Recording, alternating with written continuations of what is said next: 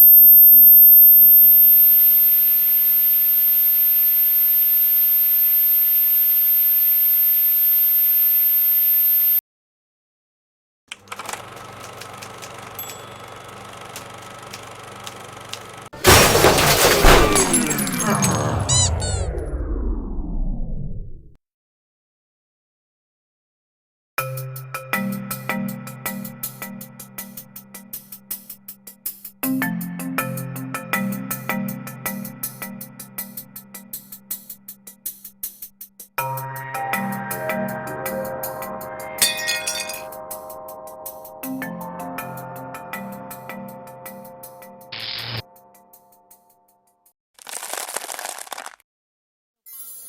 forget our gift cards available at RitaYanez.com, and so am I.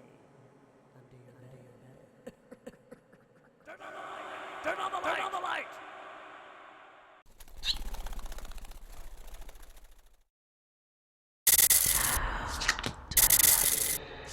Hi there, Cancer. This is your weekly reading for the week of December 7th through 13th. I hope your holiday month is off to a great start. I hope that wherever you are, things are going very well for you. We have a little bit of a funky start to the beginning of the week in that there still are too many indications that there could be an outburst of some kind in your family. It could still have to do with some repressed anger that you haven't been able to channel appropriately. And I think that the new moon on Friday the 11th is going to help you move toward making the changes that are ultimately in your best interest. We start off the week with still coming off the effects of the Neptune-Saturn square, which again is asking questions, if you're old enough, of course, about what was going on in 2007. What were some of these patterns? For some of you, it will actually go back to 1997 as well, but 2007 is where we would really be able to look back at the trajectory for whatever was happening then that has somehow carried over now, that still is somewhat disruptive. Uranus squaring Pluto being ongoing, even though it is now within a degree of exact and very, very slowly moving into separating aspect. It still is disruptive in that it still is too close for comfort. And of course, Sunday the 6th and Monday the 7th, you might notice some of this ongoing energy that just seems to be almost like nails on a chalkboard at times. December, we already have the energy of a cardinal T-square that will also peak around Friday the 7th, the day of the new moon. And we know that Pluto in Capricorn, which is your solar 7th house of marriage and partnerships and committed relationships that are more than just dating and casual romances, that part of Aries in your solar 9th house. Your solar 9th house is Aries, and that's where we've got Uranus bringing some surprising and hopefully welcome, but definitely definitive surprises that have to do with your career, your reputation, your name, your brand, the way that you come across in public. Uranus squaring Pluto is also being stimulated by Mars in Libra, and Libra being your solar 4th house of the home and family, and of course ultimately your stability. On Monday, we've got the 5 of Swords upright, and let me just remind you, Mars in Libra, solar 4th house, opposes Uranus in Aries, your 10th house. So there could be an issue where some of you can relate to being a workaholic, but doing everything for everybody else, as it were. And yet at home, you're not even really truly present. And I don't know, it could be that you're avoiding being at home. Maybe your home is empty and you don't have a family. And maybe that's something that you need to work on. Maybe getting in alignment with what it takes to have a successful marriage and family home. And there are going to be others who, of course, need to get back out into the workforce. And, you know, maybe your kids are in preschool now, and it's time to, if you've got the last one in preschool, it might be time for you to go out and do for yourself the things that will not only bring you increased financial security, but will also help you with your self-esteem. For those of you that are dealing with the issue of the instability as it relates to your home and your house and your foundation, the security base of your life, this is still partially part of that Uranus and Pluto square, where we have the kind of energy that wants to bring up to the surface sometimes even disconcerting ideas that require further reflection so that you can know how to make sense of the past so that you can avoid repeating certain patterns in future, as well as making sense of them and understanding that water under the bridge is just going to keep flowing out to the ocean. Sooner or later it meets up with its greater source. The Five of Swords is a card that indicates that there could be somebody who is blatantly taking from you or is cheating in some way, either financially. I suppose for some people it could be a romantic situation where this person is somewhat leading a double life. They seem so great on the surface, and then you realize, oh my gosh, I was viewing this person as a projection of my rose-colored glasses, and the reality check could be there. And it could be in a business partnership, or maybe even, I guess I got to say that, with an employer telling you, for example, if they can't provide your health benefits, that's why they keep you as a contracted or subcontracted employee. And then you find out, well, so-and-so has health insurance. She's got life insurance too. And I don't have any. Why am I different? So here there's something that blatantly is occurring that maybe you haven't noticed because it could be on the peripheral. But if you stop and look at things objectively, you'll know that you're being cheated, or you'll know that somebody has taken something from you, or that somebody is cheating the system of the relationship, which is most likely what we're going to be looking at, because it's affecting your home life. But at the same time, it could be the job or your spouse's job. Maybe you have a spouse who is doing something financially that is behind your back. Maybe you don't know that they got a raise and they asked for the bonus on a separate check. And where did that thing go? For most people, financial cheating might as well be, any other expected infidelity, because it's just not fair. On Tuesday, we have the Tower card, which, don't freak, because adjustments are made all the time. We're experiencing them all the time, even if they are disappointing or unsettling. But it is to move us toward what really is good for us, whether that's a person, a job, a situation, a family, maybe even breaking up with a roommate because they won't accept a dog in the environment. And you're like, then this isn't a good match anyway. I want pets, you don't, we can't be roommates. Now, Tuesday, the Tower, of course, indicates that there is an instability that is inherent, and that no matter what, London Bridge is falling down. So it is better to look at it for what it is and to approach it with all sincerity, knowing that you can't really explain it away. There are no more opportunities to accept apologies from someone else that always apologizes. And so here there is a need for you to be sincere and honest with yourself, regardless if you're on the receiving or the giving end of this deconstruction, so that you can understand what it is that's changing and why, to make better sense of it. You don't need a degree in psychology to do this.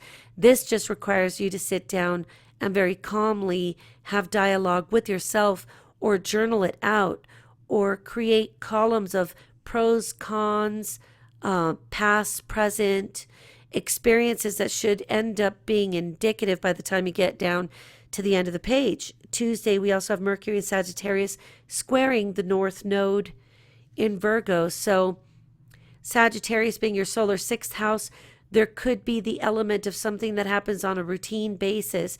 It could be the job that you go to every day. It could be the person that you see every day. It could be something that is affecting your physical body, your health, like drinking, like smoking cigarettes, like poor eating habits. Pizza's not sustenance. Pizza's good, fun food occasionally, but sooner or later, it is going to end up on your hips. It's just not nutritious. It is good for here and there. So there could be adjustments that need to be made. and the universe is showing you by way of a blood test and your cholesterol levels are too high. Maybe this is a fasting test and you're becoming insulin dependent, or insulin intolerant. And there are some changes that need to be made. Virgo, being your solar third house, could indicate that there is something that you should communicate that you're not. Maybe there's something that's being communicated to you and you're not hearing it because you don't want it. Obviously, the Tower is not going to bring happy times.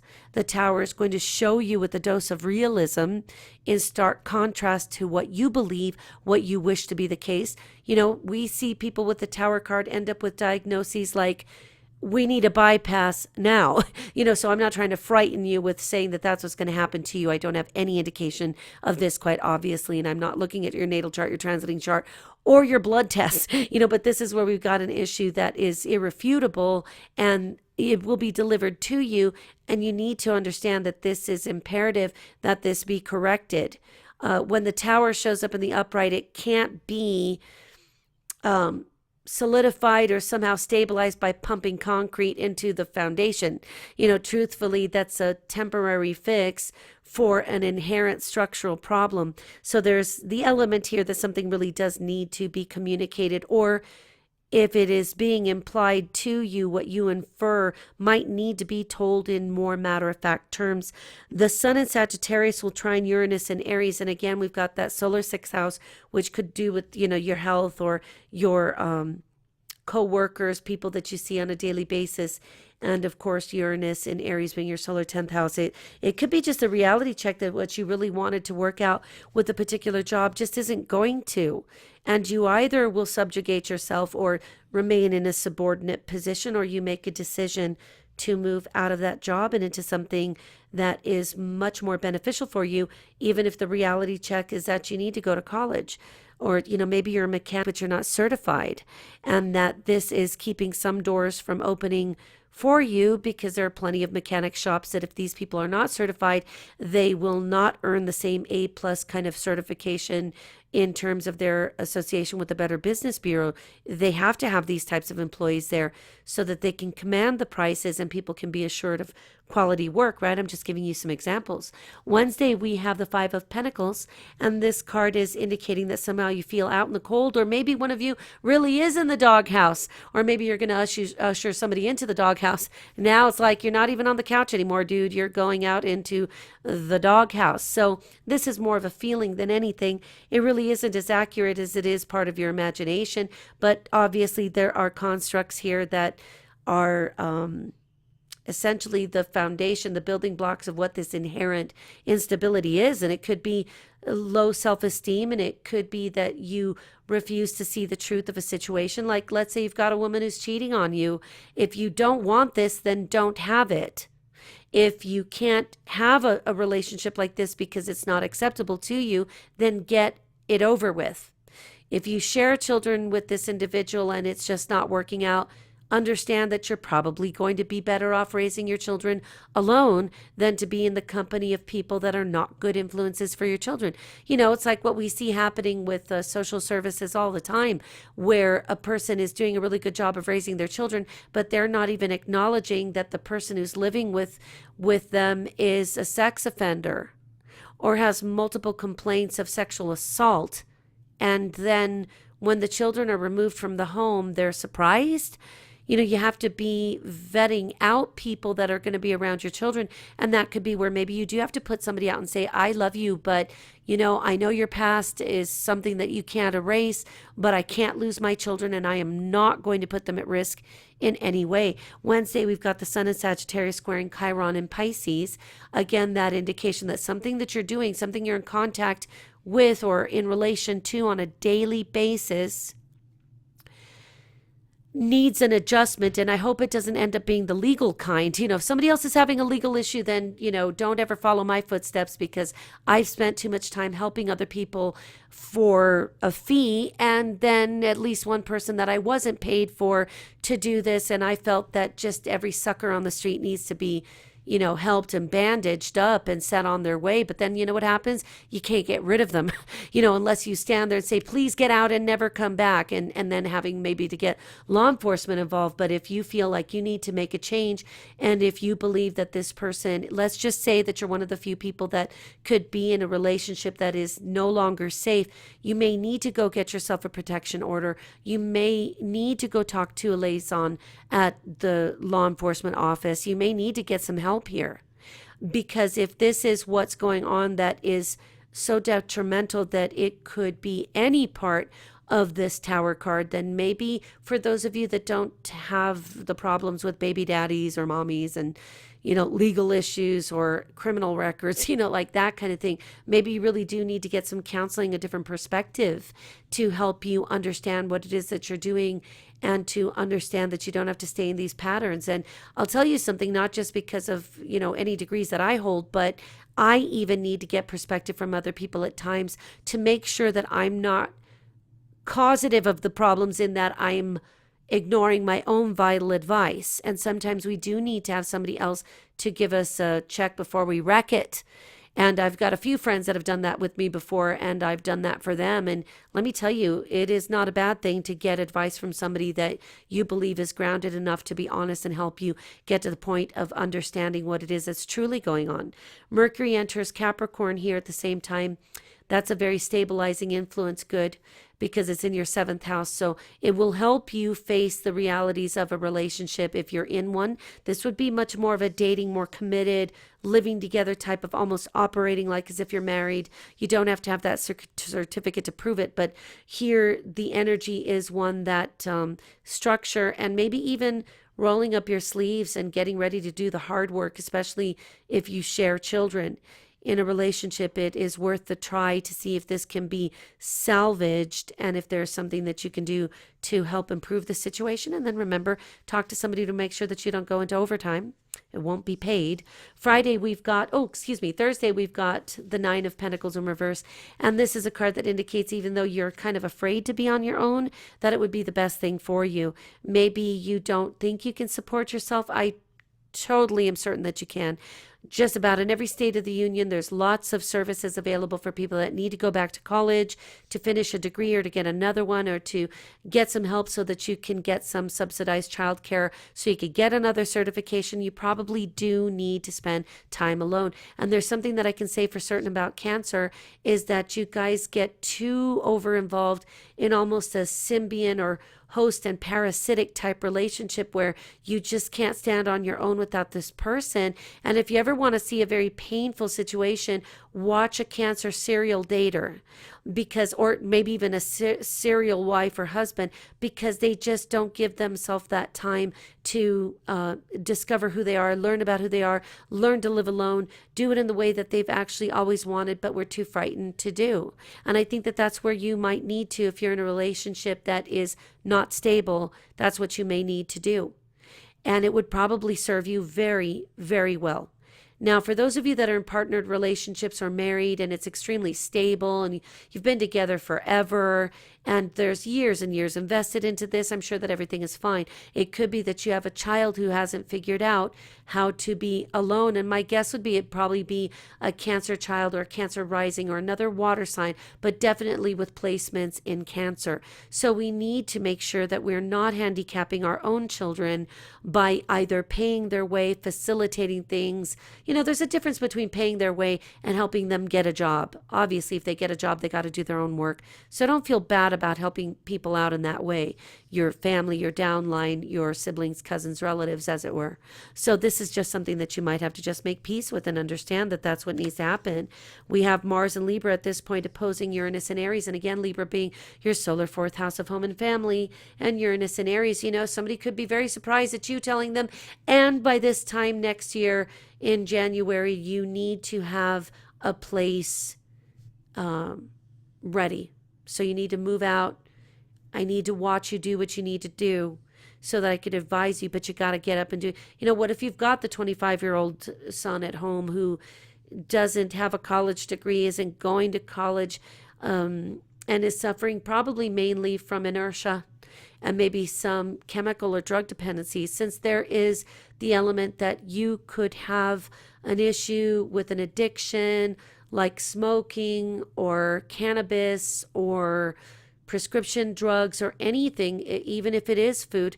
Really here, the addiction could also be a part of the problem with your downline, your son, your child, your foster, your grandchild, such as this. On Friday, we have the death card in reverse, so there's definitely an aura to this new moon in Sagittarius, again being your solar sixth house.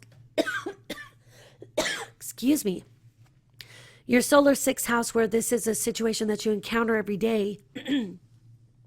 And maybe you could be looking at your partner who doesn't work, and isn't getting up and trying to go out there. And you know that this is something that infuriates you because you've worked so hard for everything, that then to watch somebody mooch off you and the couch is not making you happy. But the issue with this here is that there is a situation that needs to change, and somehow you are either inhibited from doing it, or you just don't really realize that even if it is a person's memory that keeps you tied, that you're the one who needs to let it end. When the death card shows up in reverse, we know that there's a transformative process at play. It's the underlying current, and it is the thing that needs to happen. But most of the time we find, even in therapy approach, that people will not recognize what the situation is, why it's not stable, or why it needs to change. And even if you spelled it out in Braille, they still wouldn't be able to comprehend what's going on. At that point, you know what we do? People like me will wag a leg and say, well, then you need to do whatever you need to do so that you can prove it to yourself whether it is working for you or not. And then if you see that this person continues to have the same relationship that is the cause for lots of problems, then maybe there are people that just can't get it. But I know that you guys are sensitive enough to be able to look at yourself in the mirror and be brutally honest about it. I'm not suggesting that it's easy. I just know that it's possible and that you can do it. If you need extra help and your health insurance provides for a certain amount of hours of therapy or sessions, maybe that's what you need to get. And maybe you need to say, hey, look, I know my insurance only pays for 12 sessions a year, but I really need to get working on this. I need you to help me figure out what it is that is in my best interest. And that person will know how to hustle it along so that you don't get stuck there forever. So the new moon here is coinciding with Mars and Libra in a quincunx aspect to Chiron and Pisces. So there's definitely some realization. It might have to do with an old legal issue. It could have to do with the previous divorce or division of debt and asset type issue. This could also be where you realize you need to go back and finish your degrees and get that done. And the universe is saying, come on now, we don't want to have to create a bed of nails for you. We want you to do this on your own. Of course, let the new moon help you. Act on it. Doesn't mean that you have to make a decision today, tomorrow about what your major is. If you want to change your mind, just, fill in the bubbles. Tell the counselor what it is that you're doing. Just understand that the process is just having the motivation to begin the process of stabilizing your adult life. I have friends that listen to both their teen reading and the adult, and I kind of laugh about it because, of course, I'm using a lot of subliminal techniques with the younger kids in order to help them stay on their trajectory with whatever's in their best interest. But with you guys, I may have to even go there. I'm kidding. I'm not going to do that to you. But this is where you really just need to face up to what it is and to get it going. And if you are very young and feel that you need both readings, and do whatever you think works for you. Because if you're, 18, 19 years old, you are in that threshold of needing to get your life in order so that you can effectively live, eat food, and sustain yourself while you're in college anyway. Nothing wrong with being a barista, and nothing wrong with sweeping up hair at Supercuts or whatever it is that people do.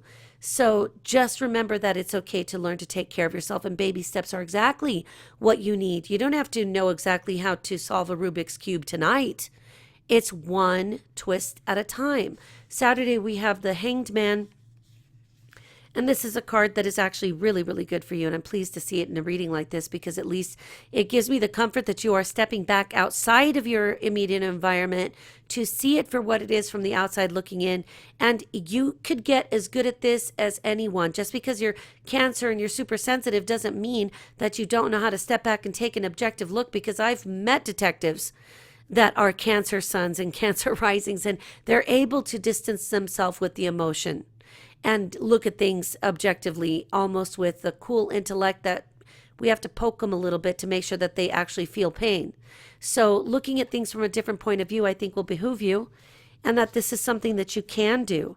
For those of you that are struggling with addiction, like alcohol, drug dependency, cigarettes, eating disorders, this may be the point on Saturday where you finally realize, I'm just going to end up with emphysema. And I come from a long line of people with substance abuse issues. Think of how many people fail to notice that alcohol is substance abuse, and that there are people that are flat out drunks in their family, and yet it doesn't occur to them that this is an inherited genetic predisposition. If that doesn't shock you into a waking state, then probably nothing will, because we have to explain that to people. I'm a person who can tell you I've been through that. I've been there. You wouldn't be able to really get NyQuil past my lips, because I'm already aware of how much alcohol my body is going. Now that I've got absolutely nothing going through me, I take a blood pressure pill, and I take vitamins, but I don't really want the foreign substances. I don't want to hurt my body. Even when we drink or smoke or do anything in response to the tension of a nervous situation, something that could really rack your nerves and your brain, it really is not the healthiest thing to do. That's when you need to grab onto your girlfriend, boyfriend, whoever it is, your homie, your bro that's there for you, to say, look, I don't want to drink. Would you come over with a 6-pack of Coke? I would like to sit down with you and pop open a can of fizzy. Make sure you get the ones with my name on it, or whatever it is. But there's no need to actually fall into that realm, because for Cancer, it is kind of difficult for you guys to pull up and out of, whether it's a drug addiction. I was about to say a bad word and I just caught myself. Or a sexual addiction. I think that if you're smart, you can think about what other D word I was going to use. Don't ask me where that came from either, because it just almost rolled out. But whatever the addiction is here, it can be conquered, but you would do well to remain on the peripheral. And even on holiday parties, obviously, it's not every redneck family that gets into a drunken stupor. There are plenty of Norman Rockwell families where we didn't know that Aunt Flo was sucking down the cooking sherry, and she might be prone to putting on airs, but we still know that this is a potential. Do yourself a favor if you're the one who hosts these family gatherings. Before the knives come out to carve the turkey, make sure that there's only sparkling Martinelli cider in the house, and save yourself the headache. It might not be you. It could be that somebody that you're in relation with has an addiction or a predisposition to sliding off the end of the wagon every time there's a holiday. There's no need. In fact, the only D in holiday is the one that starts D for day in holiday. There's no need for drinking. There's no need for causing problems in the family function just for the sake of dysfunction. The other D that isn't present, because the last time I checked, there was only one. So on Sunday, we've got the King of Cups here, and this could be a water sign individual, Cancer, Scorpio, Pisces. For a lot of you, this really is going to represent going to see somebody for therapy or to develop a therapeutic approach. There are so many modalities that you don't have to feel like you're going to be forced into some kind of group meeting AA thing. I'm not into that whole thing, because it doesn't allow for people to say, my name is Rita and I'm not addicted to crap, so because they're going to say, what, once an addict, always an addict. I don't believe that at all. And I've seen miracles with people, and I've been able to get rid of men in order to not feel the way I did about these idiots, so that I wouldn't hit the bottle. I remember the one boyfriend that I gave him a couple of chances, and I really did care for him, but I realized their family's too jacked up, man. I can't do this. And it occurred to me that when that person said, you got to drink to see me, I said, dude, yes, I can't see you sober.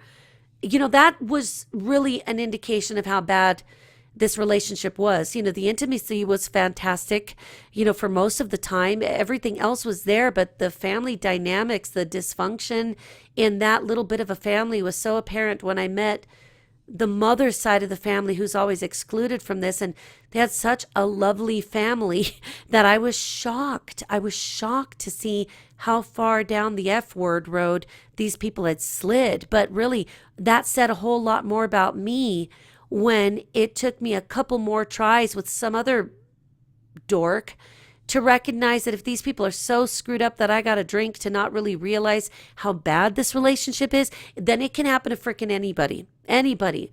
I went on to get 2 bachelor's degrees to make sure that I wasn't fooling myself into thinking that I was flawed. And then I had a talk with one of my professors, and it was the funniest thing because then she told me about the fact that she ended up in behavioral counseling because she was a drug addict in a past incarnation.